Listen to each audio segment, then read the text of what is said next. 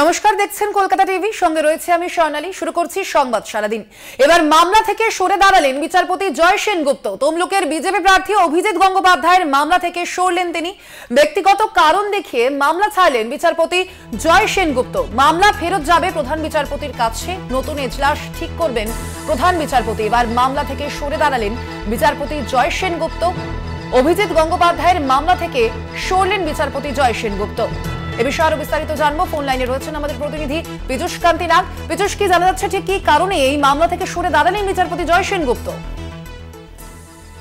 দেখো, প্রাক্তন বিচারপতি অভিজিৎ গঙ্গোপাধ্যায়, বর্তমানে তিনি তমলুকের বিজেপি প্রার্থী।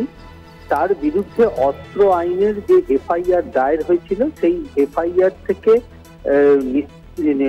নিষ্কৃতি পেতে এবং সেই এফআইআর কে খারিজের দাবি এবং পাশাপাশি সিবিআই তদন্তের দাবি নিয়ে কলকাতা হাইকোর্টের দ্বারস্থ হয়েছিলেন। বিচারপতি জয় সেনগুপ্ত এজলাসে এই মামলাটি যখন ওঠে, তখন বিচারপতি জয় সেনগুপ্ত ব্যক্তিগত কারণ দেখিয়ে এই মামলা থেকে অব্যাহতি নেন। মূলত যেটা আইনজ্ঞ মহল মনে করছেন, যেহেতু বিচারপতি অভিজিৎ গঙ্গোপাধ্যায় কলকাতা হাইকোর্টের বিচারপতি ছিলেন এবং পাশাপাশি বিচারপতি জয় সেনগুপ্ত কলকাতা হাইকোর্টের বিচারপতি, সুতরাং দুজনের মধ্যে ব্যক্তিগত সম্পর্ক থাকতেই পারে বা চেনা পরিচিতি থাকতেই পারে।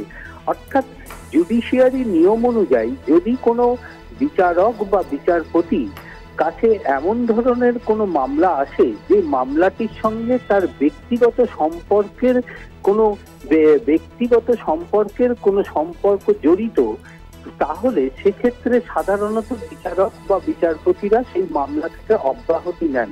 তার কারণ, যে জুডিশিয়ারি নিয়ম অনুযায়ী সেটা মনে করা হয়, যদি তিনি তার পরিচিত বা সম্পর্কের কোনো ব্যক্তির মামলা বিচার করেন, তাহলে সেক্ষেত্রে মামলার বিচারের ওপর প্রভাব পড়তে পারে। সেই কারণের জন্যই বিচারপতি বা বিচারকরা তাদের পরিচিত কোনো মামলা থেকে তারা অব্যাহতি নিয়ে থাকেন।